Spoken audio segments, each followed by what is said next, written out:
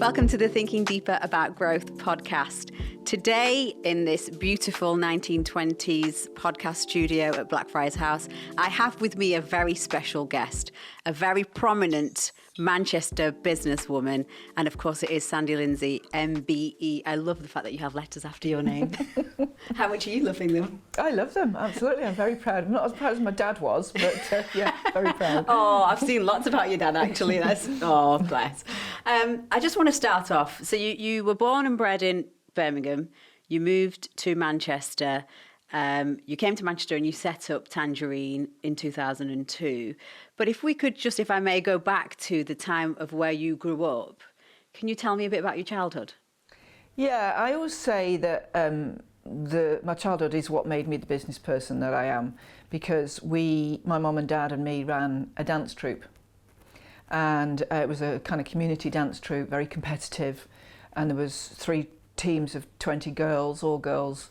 My dad was a trainer, my mum was a trainer of the younger ones, and I was a trainer later and a leader, and it is what made me the person I am. You know, all those lessons you learn being in sport, which essentially it was a sports team, teamwork, communication skills, getting on with people you don't particularly like, motivation, all of those things are what I realise I applied in business. And you come from quite humble beginnings, don't you? Mm. Yeah, I grew up on one of the worst council estates in the country, and I went to one of the worst schools in the country, but I had amazing parents, so I was very lucky. And because of that, I spend a lot of my time trying to make sure that people's postcode don't dictate their future success, which sadly it does too much. Social mobility. Yeah, yeah. And what skills do you think that you attained from coming out of such a challenging background?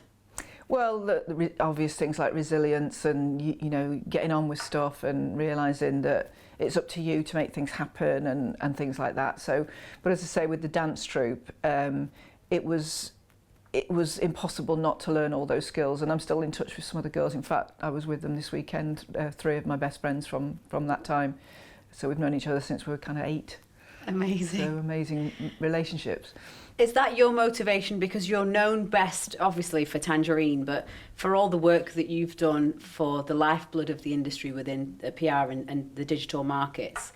Is that where it comes from? I think so, yeah. I think I was never meant to start my own business. There was no way I was ever going to start my own business. My family doesn't do that. We work for other people. So it's a huge shock that I've done it and that it's been a success.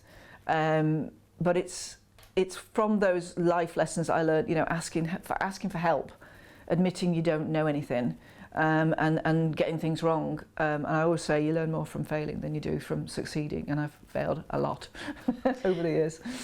And when we talk about the life lessons that you're then teaching, because you're almost like a mentor to some of these up-and-coming emerging talents that are coming into the industries, what do you tell them? Oh, I mean, we could be here for a few hours, but I think my biggest lesson I learned early on, and I do share a lot, is it's really important to surround yourself with great people. Because if you do, you can't go wrong, you know, and that's not even within just your business. If you decide to start a business and just be a one-man band, you can still surround yourself with great people within your network. You know, you have a network of people, some of which are going to tell you you're amazing and wonderful and gorgeous, and some of which are going to tell you being a bit of a dick.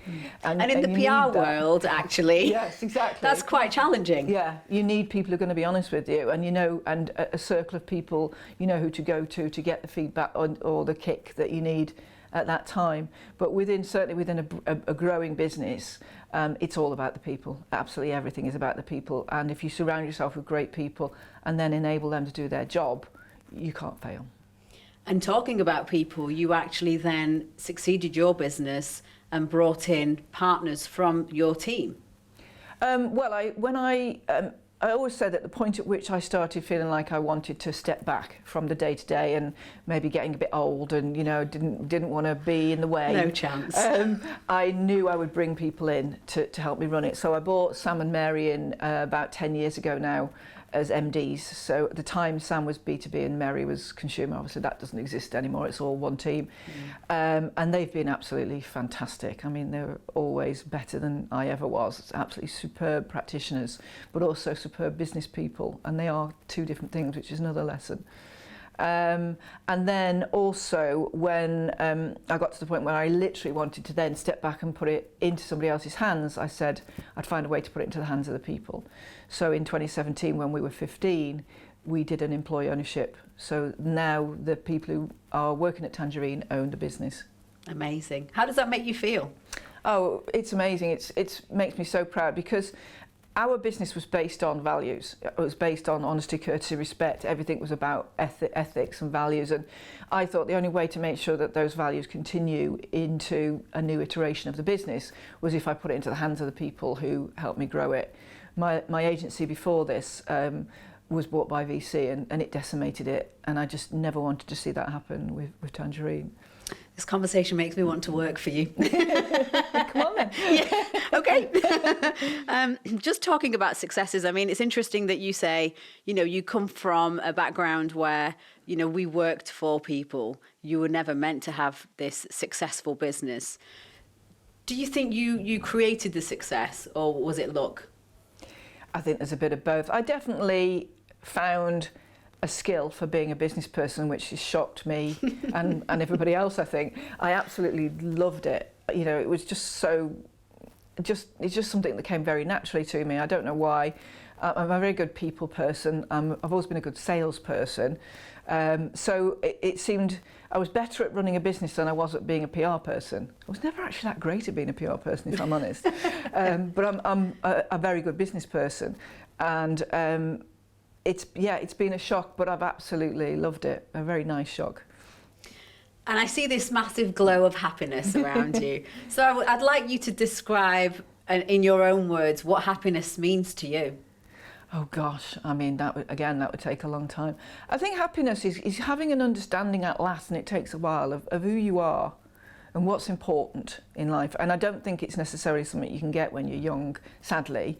Is that defined by work? It depends. It's up to you, isn't it? You know, some people can be happy working on a till at a supermarket. You see brilliant people and you have a good old chat with them and they seem incredibly happy. And you know, that's their choice, isn't it? And with me, I was always ambitious. Well, latterly I was ambitious. At first I wasn't. But once I became ambitious, I became very ambitious, and I've absolutely loved my career. And so yeah, that has given me a lot of pride, but also it's important to have a cliched work-life balance, because what you do also realise, I think about 5-6 years into running the business, I suddenly looked up and thought, I don't have a life. It's great, I'm loving what I'm doing, but I don't have a life. So I started a book club, and those sort of 12, 13 women that are in my book club have become my absolute rocks in life accidentally, and they're amazing, and they again consist of some that are softer and some that are harder, and we just are honest with each other. And I always say it's really important to, if work is everything, it's too important, and actually you won't do it well. You need to have something that takes you away from work. Doesn't matter what it is, whether it's needlepoint, books, travel, whatever. Where was the tipping point for you? I think it was there. I think it was that kind of Was that tipping point a breaking point? Yeah, I was kind of really getting myself stressed about stupid things. I mean, and I'd go home and my husband at the time would say, come on, you know, no kittens have died. Which is the worst thing to say to a cat lover. Exactly. I mean, that's got to be the most important thing. But I would get really stressed about everything, and I'd be awake at night worrying, and that's not good. That's not healthy, because that makes you bad at your job. So you have to have other things in your life, other things that make you laugh, people around you that give you that source of happiness, in order for you to be good at your day job, I think. And I see now your kind of new source of happiness seems to be this wonderful husband that you've got. That's, oh, look at you smiling. I love that. Does a person create happiness for you, or do you create your happiness? You create your happiness, for sure. I always do, in fact I did it this morning with the new intake of apprentices in the Juice Academy. I do my top 10 things I wish I'd known when I was starting out in my career. And one of them, in fact the final one, is You know, you're going to be surrounded by people, family, friends, workmates will help you, or people help you, but actually the only person responsible for your happiness or otherwise is you. Bad things will happen, they always do. What will define you is how you respond to it and get back up.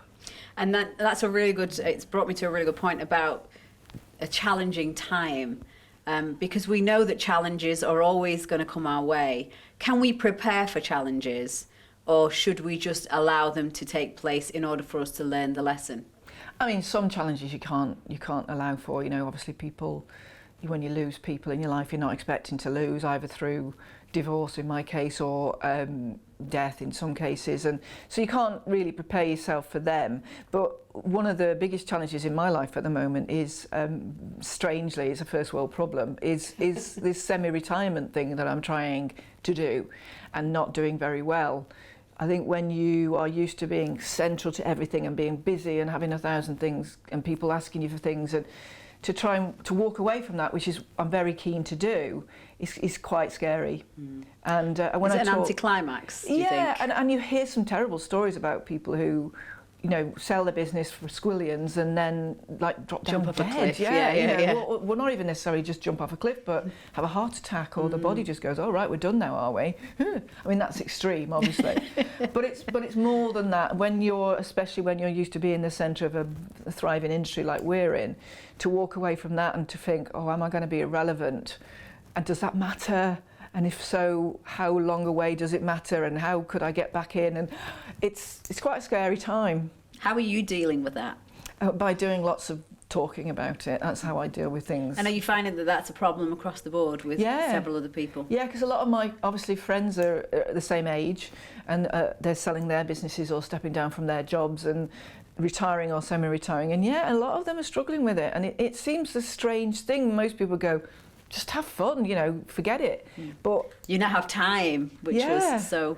Yeah, but maybe there's too much time, and what do you do if there's too much time? And you get bored, because I get bored really quickly. And you've done the book club, so... I've done the book club, I've got my theatre group, I'm doing the Maybe garden. you need a travel club. Maybe, yeah, good idea. So it's all that that's going on, and this is the life stages, you know, maybe this is my TEDx talk or something, I don't know. Yeah, this is the life stages you go through, I'm sure. You heard it here first, people, just so you know.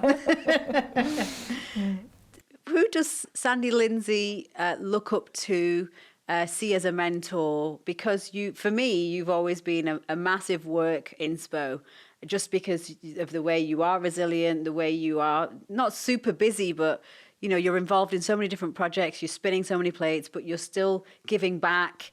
You're making sure that the lifeblood of this industry is learning the right skills, particularly from, you know, your own life lessons. Who's your mentor? I think there's a lot. I don't think I've got one mentor. There's a lot of people in my life. Obviously, my first business partner, Sarah, she's been absolutely instrumental in the success of the business. I always say if it wasn't for her, Tangerine would be the noisiest business that never went anywhere and never made any money. We'd be broke.